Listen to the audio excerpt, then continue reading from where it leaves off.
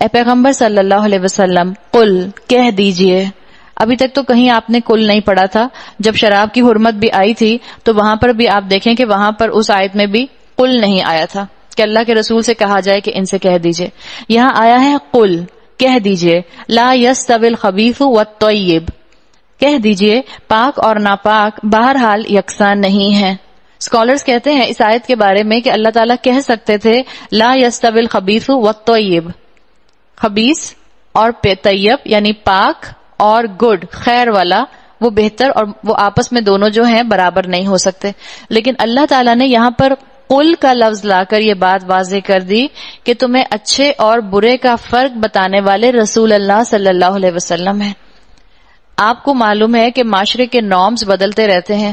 آج سے 50 سال پہلے جو چیزیں ایکسیپٹیبل نہیں تھی آج سے 50 سال بعد وہ ایکسیپٹیبل ہو گئی ہیں. مثال کے طور پر آج سے 40-50 سال پہلے جو موویز PG-13 ہوتی تھیں لیٹ سے، وہ آہستہ آہستہ وقت کے ساتھ PG بنی اور اس کے بعد اب وہ اتنی ایکسیپٹیبل ہوئی ہیں کہ اٹس اوکے ٹو واچ، کوئی مسئلہ ہی نہیں ہے، اب اس میں کوئی ریسٹرکشن ہی نہیں ہے. تو معاشرے کی جو باتیں ہیں یہ وقت کے ساتھ ساتھ بدلتی رہتی ہیں. لوگ کہتے ہیں کہ جو معاشرہ کہے اس کو فالو کرو. اللہ نے یہاں کہا نہیں، جو سٹینڈرڈ تمہیں اللہ کے رسول دیں اس کو فالو کرو.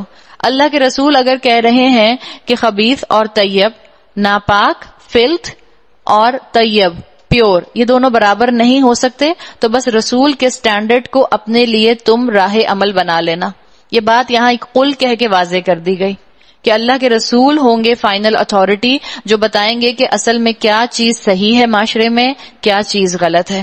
پھر کیا کہا آگے، وَلَوْ أَعْجَبَكَ كَثْرَةُ الْخَبِيثِ، خواہ ناپاک کی بہتات تمہیں کتنا ہی فریفتہ کرنے والے کیوں نہ ہو، چاہے تمہیں ناپاک کی فلتھ کی کوانٹٹی کتنا ہی ڈیزل کرنے والی کیوں نہ ہو، کتنا ہی زیادہ تمہاری آنکھوں کو ہیرا کرنے والی کیوں نہ ہو، کتنا ہی زیادہ جو ہے وہ معاشرے کے اندر پروموٹ کیوں نہ ہو جائے، لیکن یاد رکھنا کہ اگر خبیث بڑھ بھی جائے تب بھی اس کی کثرت تمہاری آنکھوں کو ڈیزل نہ کرے، اس لیے کہ تمہارے رسول کہہ چکے ہیں. مثال کے طور پر آج نیکیاں کرنا ایکسیپٹیبل نہیں ہے، آج نیکیاں کرنا نارمل نہیں ہے، آج نیکیاں کرنا لوگوں کے لیے پسندیدہ بھی نہیں ہے. لیکن اللہ نے تو کہا ہے کہ طیب چیز جو ہے وہ اصل میں کوالٹی والی ہے، ویٹیج والی ہے. آج حلال کھانا بہت مشکل ہے کہ آپ ڈھونڈ ڈھونڈ کر حلال کھائیں، اور آپ اپنے اوپر بار بار یہ کرائیٹیریا لگائیں کہ آپ امپورٹڈ پروڈکٹس کو چیک کر کے کھائیں گی تاکہ آپ کو پتا چل جائے کہ اس میں کون سا ایلیمنٹ ایسا ہے جو اس خوراک کو حرام نہیں تو کلوزسٹ ٹو حرام کر رہا ہے. جس چیز کے بارے میں شک آ جائے، اللہ کے رسول صلی اللہ علیہ وسلم کی حدیث کا مفہوم ہے اس چیز کو چھوڑ دو. اگر آپ نے کسی کے بارے میں کوئی ایسی چیز سن لی ہے جس کے بارے میں آپ کو لگ رہا ہے کہ اس کے بارے میں ڈاؤٹ ہے کہ یہ حلال ہے یا حرام ہے، اس چیز کو چھوڑ دیں تاکہ آپ کی اور میری عبادت تو کم سے کم ضائع نہ ہو. حرام کا نوالا پیٹ میں جائے گا تو کیسے دعائیں قبول ہوں گی، حرام کا نوالا پیٹ میں جائے گا تو کیسے اولاد فرما بردار ہوگی، حرام کا نوالا پیٹ میں جائے گا تو کیسے ایک دوسرے کا احساس آئے گا اور لوگوں کو معاف کرنے کی آپ کی اور میرے اندر طاقت آئے گی. آج یہ بتائیں ماں باپ کی نافرمانی زیادہ کامن ہے یا ماں باپ کی فرما برداری؟ ماں باپ کی نافرمانی کامن ہے. اگر کوئی بچہ ہر بات اپنی والدہ سے پوچھ کے کرتا ہے تو اس کو بچے جو ہیں اس کے فرینڈز جو ہیں وہ چھیڑتے ہیں، ماماز بوائے. یہ تو بہت اچھی بات ہے، اتنا فرما بردار بچہ ہے، لیکن یہ تو گالی بن گیا. جو بچے بہت پڑھتے ہیں، جو بہت محنت کرتے ہیں اور اپنے آپ کو غلط سوشل ایکٹیویٹی سے دور رکھتے ہیں، ان کو کیا کہہ دیتے ہیں آج کل؟ نرڈ. اور نرڈ ہونا گالی ہو گیا. حالانکہ تو بہت ہی اچھا بچہ ہے جس کا دھیان سارے کا سارا اپنی پڑھائی کے اوپر ہے، جو اپنی زندگی کے اندر اس لائف پیٹرن کو صحیح طرح استعمال کر رہا ہے جس لائف پیٹرن میں وہ میکسیمم تعلیم حاصل کر سکتا ہے. تو یہ سوچنے کی بات ہے. اللہ نے واضح کر دیا چاہے کتنا ہی کثرت کے ساتھ خبیث کیوں نہ ہو جائے، یاد رکھنا وہ کبھی بھی طیب کے برابر نہیں ہو سکتا. پھر آگے اللہ نے کہا فاتقوا اللہ، اللہ کا تقوی اختیار کرو. کون اس چیز کو سمجھے گا؟ یا اولو الالباب. اس کو سمجھیں گے کون؟ جو عقل والے ہیں، جن کی عقل کنٹامینیٹڈ نہیں ہے، جو معاشرے کی رو کے اندر بہہ نہیں جاتے، جو صرف اور صرف وہ نہیں کرتے جو سب کرتے ہیں، بلکہ وہ کرتے ہیں جو حق ہوتا ہے، جو صحیح ہوتا ہے، جو درست ہوتا ہے. ان کی بات ہے، وہ ہیں اولو الالباب. ان کو سمجھ آئے گی، وہ سمجھ جائیں گے کہ نامحرم لڑکے لڑکی کی فرینڈشپ گناہ ہے نکاح کے اگینسٹ. اگر نگاہ نہیں ہے تو نامحرم لڑکا اور لڑکی آپس میں دوستی نہیں کر سکتے. مجبوری میں اگر آپ کی اور میرے بچے سکولز میں پڑھ رہے ہیں کو ایجوکیشنز کے اندر, تو بھی آپ کو اور مجھے ان کو لمیٹیشنز بتانے کی ضرورت ہے. کتنا بڑا امتحان ہے آپ کے بیٹوں کا اور بیٹیوں کا, بیٹوں کا بھی ہے بیٹیوں کا بھی ہے. جس حلیے کے اندر بچیاں آج کل ڈریسنگ کرتی ہیں, کبھی بیک سیل ہو رہی ہے, کبھی کانسرٹ ہو رہا ہے, کبھی ڈونیشنز کے لیے کچھ ہو رہا ہے, کبھی فن فیئر ہو رہا ہے, اور بچیوں کو اجازت ہوتی ہے کہ وہ اپنی نارمل ڈریسنگ میں آ سکتی ہیں. اور نارمل ڈریسنگ میں بھی اب تو تھیم سلیکٹ ہوتی ہے. ہماری اس پارٹی کی تھیم یہ ہے, اس پارٹی کی گیدرنگ کی تھیم یہ ہے.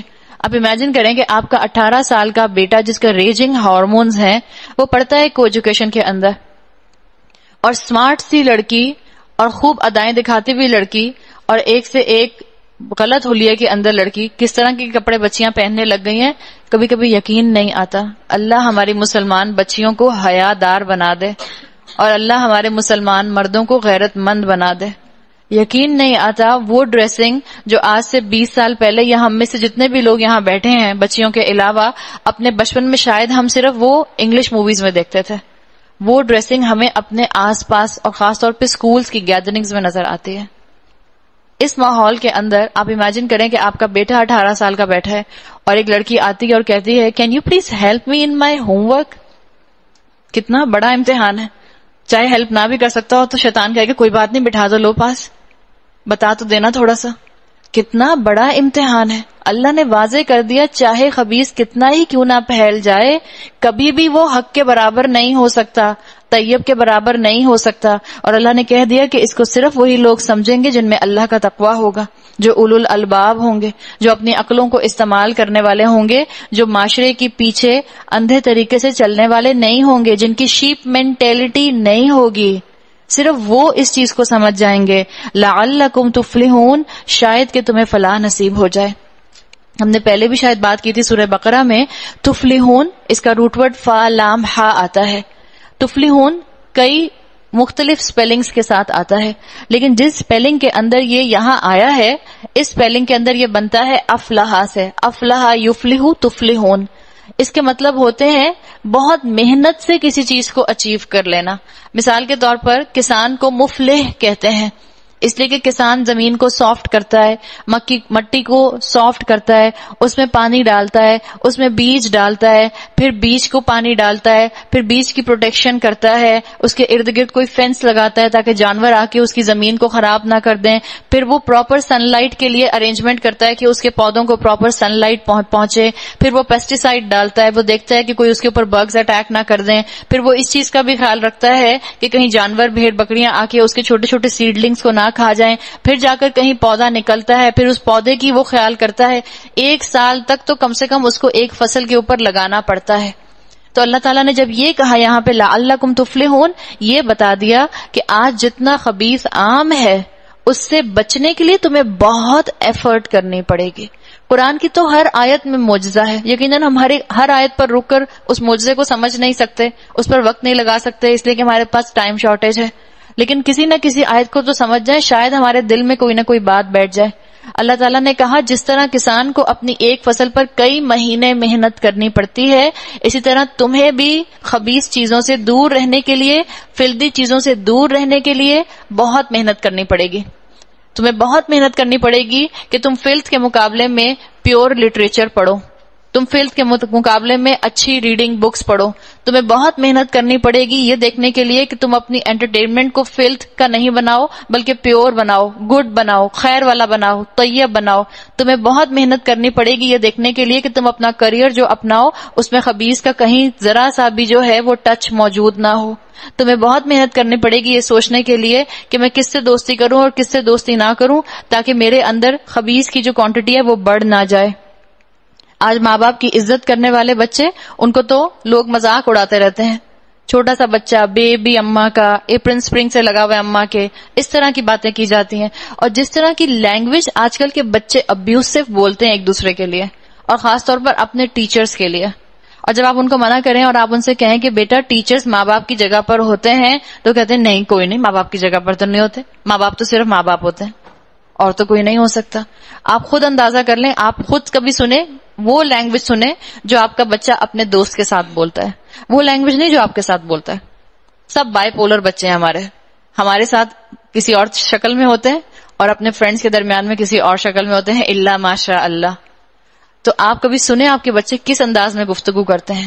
جو انداز بچوں نے اپنا لیا ہے وہ بڑے بڑے پڑھے لکھے گھرانوں کے اندر، خاندانی گھرانوں کے اندر بچے اس لینگویج میں بات نہیں کیا کرتے تھے.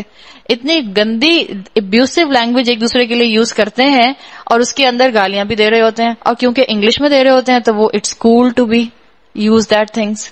اللہ تعالیٰ نے اس کی جیسے ان کو اجازت دے دی ہے. تو غور کریں، سوچیں، ان کو سمجھائیں کہ لوگ جس انداز سے میجورٹی معاشرے میں بات کریں گے آپ نے اس طرح بات نہیں کرنا، آپ نے اس طرح نہیں بولنا، آپ نے اپنی زبان کو پیور رکھنا ہے، آپ نے اپنی انٹینشنز کو پیور رکھنا ہے. اس لیے اللہ تعالیٰ نے اس آیت کے اندر اتنی حکمتیں پوشیدہ کر دیں.